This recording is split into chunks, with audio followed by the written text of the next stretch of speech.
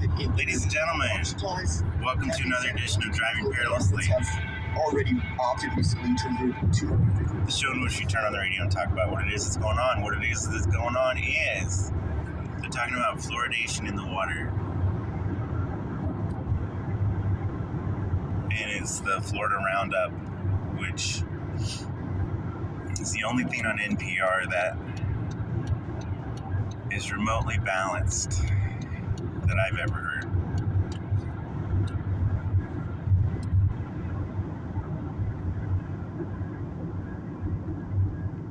So, some dentists take what I think is a highly concentrated fluoride and put it on your teeth and charge you money for that. Almost every toothpaste has fluoride in it. But there came a counter narrative. Fluoride was used by the Nazis to make the victims docile. Okay. The only way that information would be helpful is if the amount of fluoride or the way it was administered by the Nazis and a little information about whether it was effective was compared to the amount of fluoride that, speaking of driving perilously, that we're getting. But of course that context was not given. It was just, oh my gosh, the Nazis did it, you can't do it. And then there's fluoride in the drinking water. I don't understand how drinking fluoride would be at all comparable or helpful if putting the fluoride directly on your teeth is helpful. It seems like two completely different things. Ingesting fluoride into your digestive system versus letting it sit on the teeth for a while. Those seem to be two very different things. And the Secretary of Health and Human Services just pushed for fluoride to be removed from drinking water. So what do we know about fluoride? Does anybody know? I think the people that went to dental school firmly believe it's wonderful. But my dentist hasn't recommended it in the last 5 years. But there for a while, they wanted their $50 so they could do it.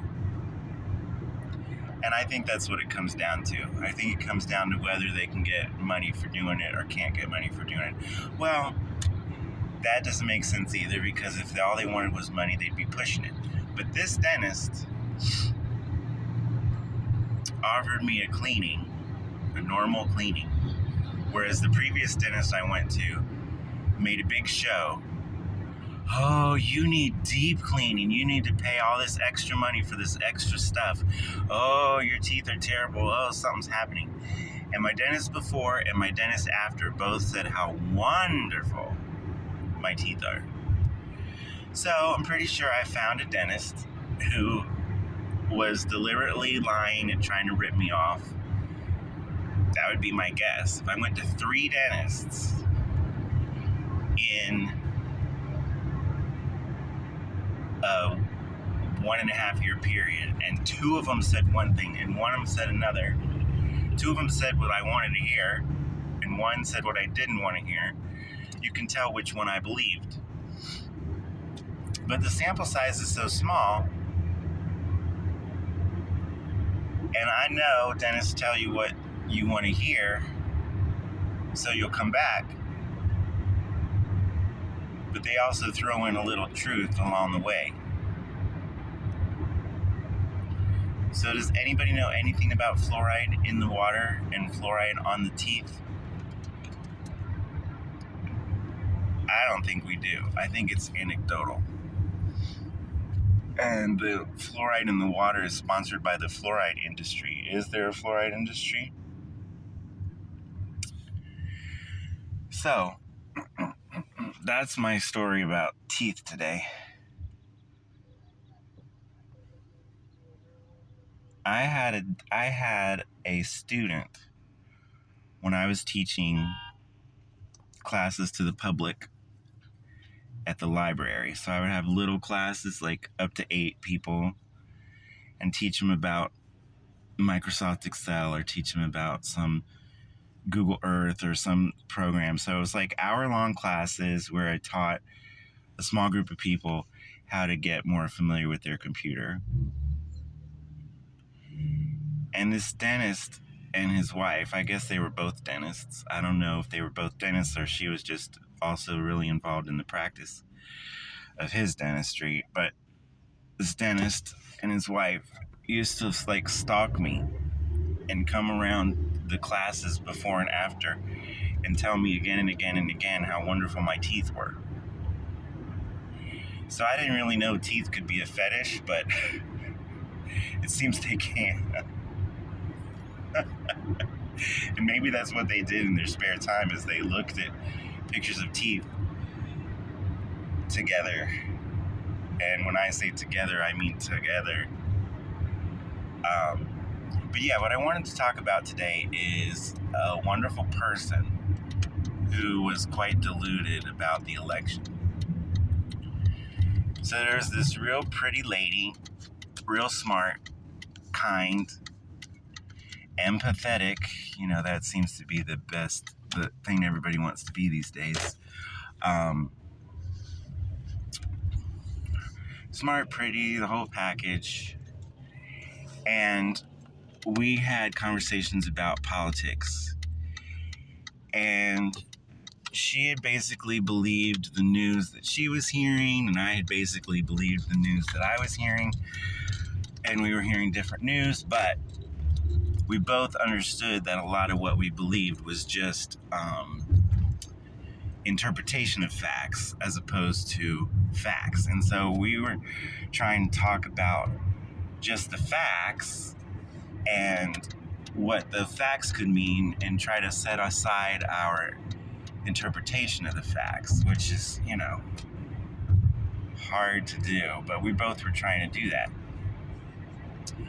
And for her, the choice between the pretend black lady and the evil blonde man, orange man, came down to one issue: the right to have her grandchild killed in the womb. And this person is virtuous. This person is supportive of all humanity, but her main issue is being able to kill her grandchild. A grandchild that she would love, a grandchild that she would care for, a grandchild that she'd be a great grandmother to, but she had to absolutely preserve the right for her daughter to kill her grandchild. And of course, she didn't say it like that, but that's what the issue was for this person. So the issue wasn't that the pretend black lady would be best for the country. It was that the pretend black lady would preserve her right to kill her grandchild, and that makes her infinitely better than the evil orange man. And I don't know how you have a conversation with people, but that was the best conversation I had. Like, the other people didn't even have that much of a clear reason or concern. They just have this general dislike because, I don't know, they resent their fathers, and one of the candidates reminds them more of their father, and they want to pretend like they like black people, so they like the pretend black lady. It was really odd, because I think that what the person's going to do in office is more important than what they pretend to be. But I don't know. So I just am not doing well with predicting who's going to win the presidency. I didn't think Obama was going to win the first time because I thought America was too racist. So that's a narrative that some people let carry over 20 years later, but I've kind of set aside.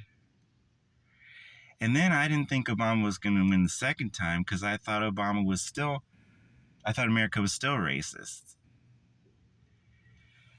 But looking back, that doesn't even make sense because the news just said that everything Obama did was great, including deporting lots more people than Trump ever deported.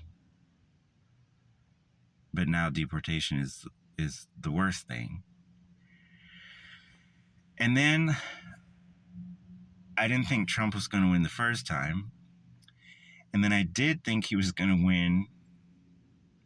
And then this time, I don't know what I thought.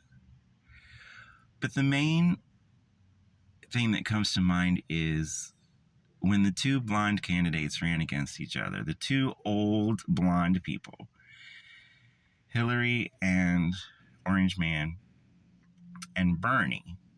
So we were going to have a real old white person no matter what, which is the real story nobody talked about. Everybody was shocked that the second place person won. Hello? If there's only two viable candidates, it's not really that much of an upset that the second place wins. If there's 38 candidates and the 36th one wins, okay. So why is everybody so shocked? Oh, the second place person won. Okay. It's not that weird. Why is that weird? Might be surprising, but it's not shocking. And the whole country was shocked, including myself. So we've got a real problem of the facts and our interpretation of the facts, and nobody gives us enough facts to make a decision, but we still make the decision.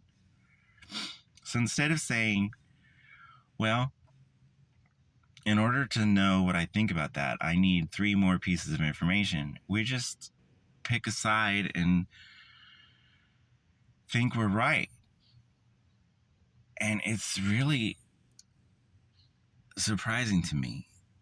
So is it because we have too much information, and in the past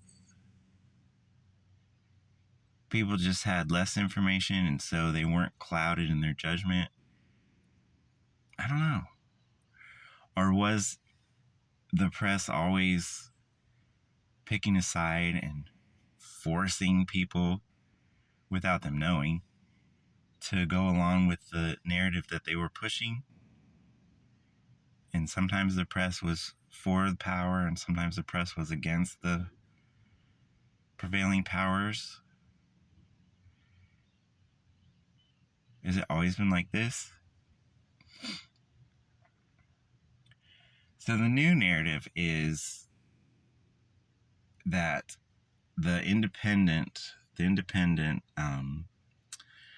podcasters and the people that don't have corporations behind them